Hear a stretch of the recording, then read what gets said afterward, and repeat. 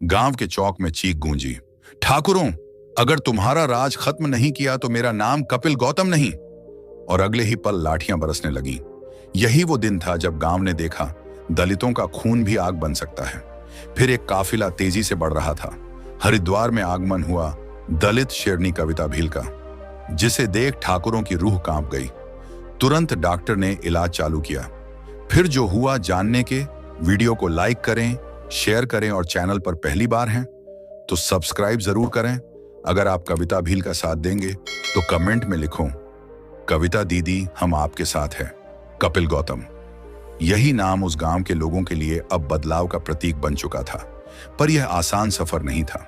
कपिल का जन्म एक गरीब दलित परिवार में हुआ। माता सावित्री और पिता रमेश गौतम ने उसे वही सिखाया जो हर बच्चा सीखना चाहिए, ईमानदारी, साहस और इंसानियत। पर जब कपिल छोटे थे तो उन्हें स्कूल की राह में भी भेदभाव झेलना पड़ा।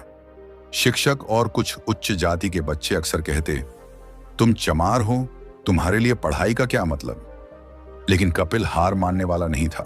वह पढ़ाई में तेज था। गणित, इतिहास, राजनीति सब कुछ उसे पसंद था।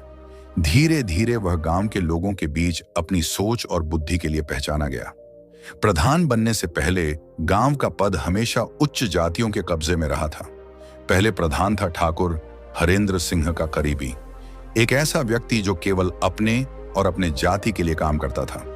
दलित और पिछड़ों की कोई आवाज वहां नहीं सुनाई देती थी।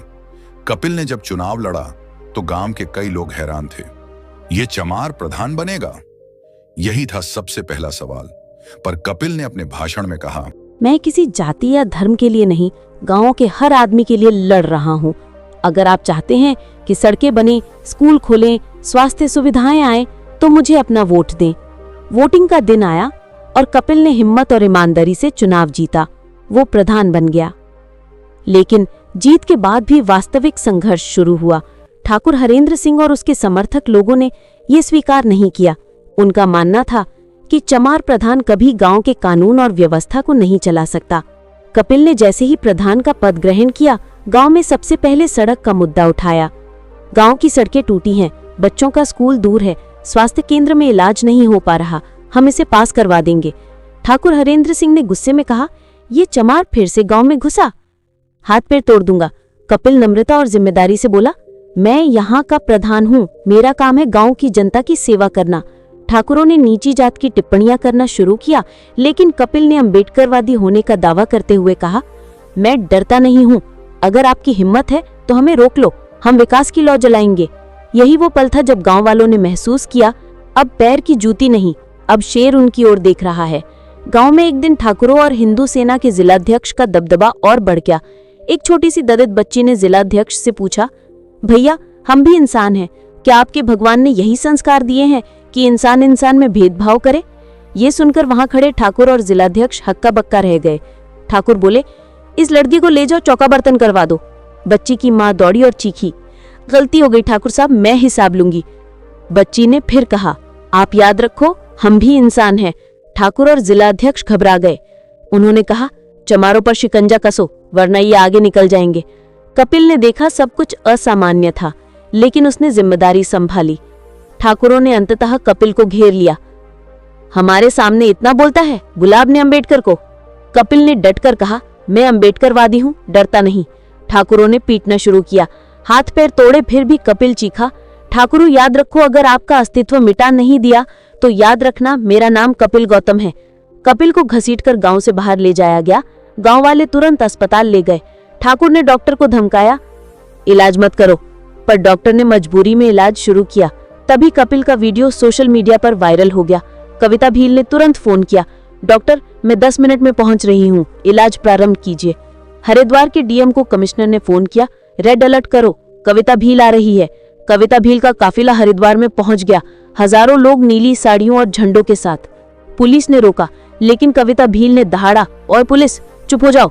काफिला बढ़ता गया, जनता चीख रही थी, जय भीम, कविता दीदी जिंदाबाद। कविता भील ने माइक संभाला, 10 मिनट में हमारा भाई सही सलामत यहाँ नहीं आया तो याद रखना हरिद्वार भी कभी नहीं भूलेगा कि कोई कविता भील भी है। डीएम, एसपी, पुलिस सब हक्के बक्के थे।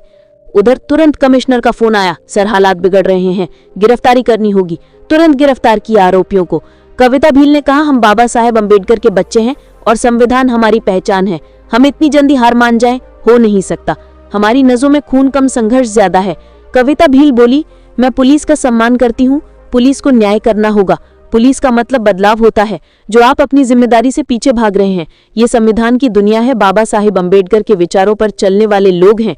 अगर आप शुद्धता पूर्वक न्याय नहीं करोगे तो मजबूरी में करना होगा, लेकिन करना होगा।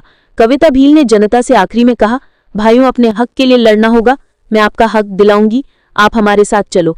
फिर कविता भील और कपिल गौतम ने मिलकर बाबा साहेब अम्बेडकर की प्रतिमा पर माल्यार्पण किया।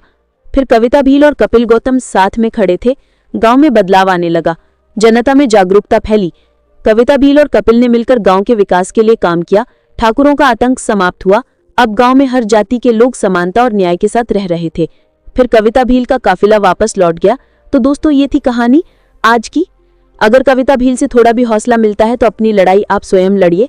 कविता भील की प्रेरणा लेकर आप खुद अपनी लड़ाई लड़े, ताकि कोई आपका हक न मार पाए। यही संदेश अम्बेडकर आवाज यूट्यूब चैनल का है। अगर इसे बचाना चाहते हैं तो अभी सब्सक्राइब कीजिए और वीडियो को लाइक, शेयर और कमेंट में लिखो, कविता भील जिंदाबाद। धन्यवाद। जय भीम।